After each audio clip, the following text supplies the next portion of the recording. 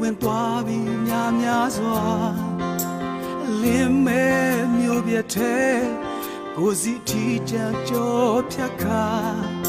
အချင်းနဲ့အမုန်းဆိုတာကြောချက်ကဖဲလာ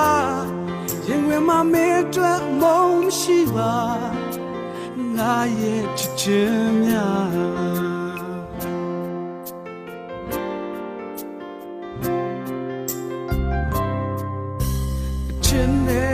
ဆောက်တီလာပြောစရာတိုင်းမြုံဘုံကလေးဟာအခုတော့ကြိုးပြက်ပြီးတနေရာစီဝေးကွာနေရပြီတင်းမကြိုးများဟာပြတ်တော့ပျက်စီးကြအကျဉ်းသားတဲ့ကအချစ်လုံးကမာနတရားကြောင့်ဒုဝေးရ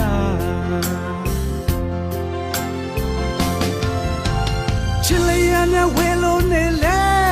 မင်းတို့ဆိုအမုန်းရှိပါကဘာဆုံးထိစချင်နေမှာယုံတော့ကွယ်